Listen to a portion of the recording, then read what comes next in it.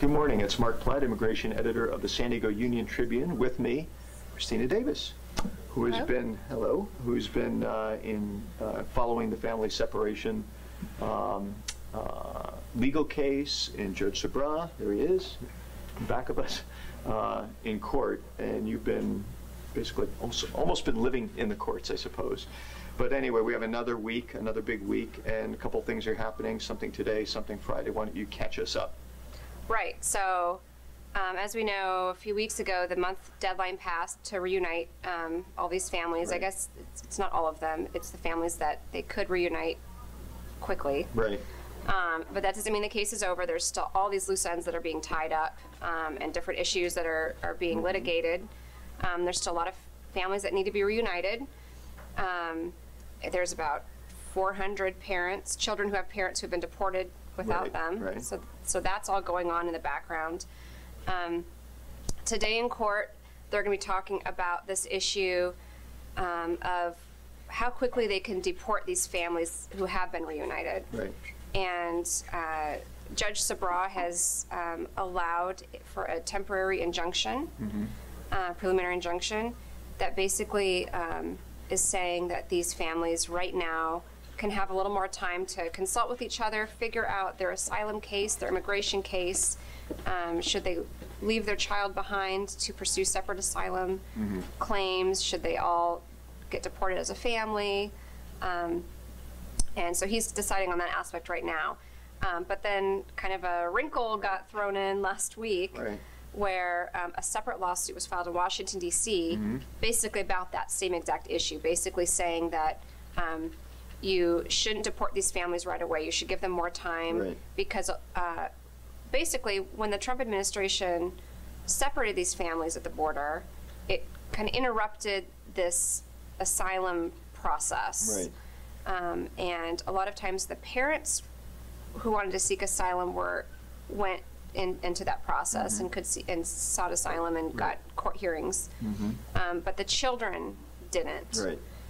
So they're saying, this Washington, D.C. lawsuit is saying that the children should be allowed to pursue their own asylum claims and they shouldn't just be deported as soon as possible. So basically what's going to happen today in court in Sabra is to figure out what to do with this Washington, D.C. lawsuit. How does it fit into the San Diego case? Should the cases be consolidated? It's kind of a mess. Is that usual? Is that usual or unusual where you have a case that's kind of being decided and litigated in one court, and then something that's very similar is happening in another court? Is that unusual? I wouldn't necessarily say it's unusual. In federal court, I mean, the way that the system works, right, is you've got different judges across the country, and you could be litigating the same exact issue, and a judge on one side of the country is going to rule a different way than a judge on the other side of the country, and then that's where obviously the appeals courts and the Supreme Court, you know, they resolve these issues. So you do see that happening.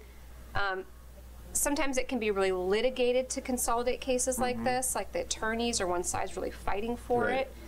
I think in this case it's a little more of a collaborative kind of effort, saying we've got this big issue going on right now. There's another New York case talking about family separations, a lawsuit, totally separate lawsuit. And the judges in New York just got on the phone with Judge Sabra a few weeks ago and said, hey, what should we do to work this out? Let's work together. And the judges just decided to give Judge Sabra those cases. Yeah, that's what I was so it's all under one umbrella. Do they all defer to him because he was? Because this case, the cases here were the first ones. Correct. And so they don't have to do that, but I think in this case, I think there is just more of that spirit of let's just get all of our heads together, figure out what's going to be most efficient, and work it out. Okay, so that's today, and then Friday we have a hearing and or the deadline, I guess, for some plans to be submitted. And why don't you explain what that's all about? So Thursday is actually the deadline for the plans to be submitted, and what those plans are about is it goes back to finding and reuniting those families the parents who had already been deported. And last week in court, Judge Sabra got a little frustrated because the government kind of wanted to say, tell the ACLU, who are representing the immigrants, you go find all of those families who are in Central America. And the judge said, whoa, whoa, whoa, wait a minute. That's your guys' responsibility. So you guys separated them. You guys need to find them. But he also told the ACLU, you guys need a plan too. Right. So he basically gave them until Thursday afternoon to say, you guys need to come up with plans on how you're going to do this. Right. And do it quickly. Don't drag your feet. So that'll be Thursday afternoon, and I'll be looking for that and the filings, and then Friday we will have another hearing talking about the plans. So based on on your knowledge of the case, how difficult is it to find these families? Like, that's going to be just a massive undertaking because there's still several hundred out there. Right. Yeah. It is a total massive undertaking. You know, these are third world countries. A lot of these people who are coming up, crossing through the border illegally, they're doing so because they're fleeing violence. They don't trust their government. They're political asylees, and so when they got deported, you know, they might have really kind of hidden. Right. You don't know how many records there is, and the ACLU, they're trying to find out as much information as they can from the immigration files, if there's just an address or a grandmother's name or something like that, some thread that they can pull on to go find these people. And they're using a vast network of nonprofits throughout the world to help them. Yeah. But these are dangerous areas, too, that these volunteers might be going in. So, I think you had an interesting comment from a reader who was saying, why doesn't if this isn't getting done and these deadlines are being passed without a resolution, why doesn't the judge just hold, you know, the government in contempt of court? I mean, you had a pretty good answer to that, I thought. Right. So actually holding someone in contempt of court is actually very rare. Right. I think I've seen it just a very few times. Right. And that is usually reserved for a party who is just not cooperating at all with the case and with the judge's orders and going with the flow at all. And they're just sticking their feet in and just saying, we're not going to do it. We're giving a million excuses of why they're not going to do it. And that's kind of a last resort type thing. Here, I think Judge Sabraw really is under the impression that the government is acting in good faith. Right. He gets frustrated sometimes, you can tell, and he's had to maybe intervene more than he thought he had to in the beginning of the case to get things moving along. But I think overall he's been happy with how that first round of reunifications went, all of the parents who were in ICE custody, and I think you know, that's not to say that we can't see contempt or sanctions later on in the case, depending on how things go. Well, that's what I was going to ask you. Do you have any sense of how long this is going to keep going? Because it looks like good progress has been made, and I think the judge thinks that and has said that, and indicated that.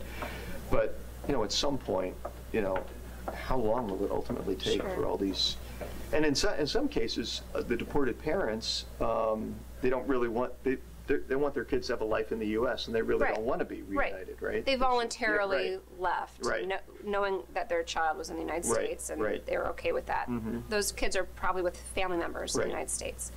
I think this case could go on for several months. I mean, we've got to get all the families reunited and just kind of close that up, right? There's a whole other part to this case, which is they don't want the separations to continue to happen. Right. And Judge Sabraw has kind of called that a stage 3, I think, in the case. I think we're at stage 2, beginning of stage 2 right now. Stage 3, he has said that the government needs to come up with a plan on how they're going to continue to process these border crossers. And you know, they are going to go into criminal custody if they cross the border illegally. They may or may not be able to have their child with them, depending on the systems that are put into place. And the child will be separated. But there needs to be a system in place that Sabraw's ordering, and he wants to see the plan for that system and have someone overseeing that system. And how will that family be quickly reunited once the criminal case is over and back in immigration custody? So that could take quite a while too. Yeah. So you'll be covering this for quite a while. Yes. We've been doing an excellent job, and so we'll have more detail on that today, throughout the rest of the week. Be sure to watch our website for any updates or pushes we might send out. And obviously we're going to have stories in print. For Christina Davis, I'm Mark Platt. Thank you for joining us today.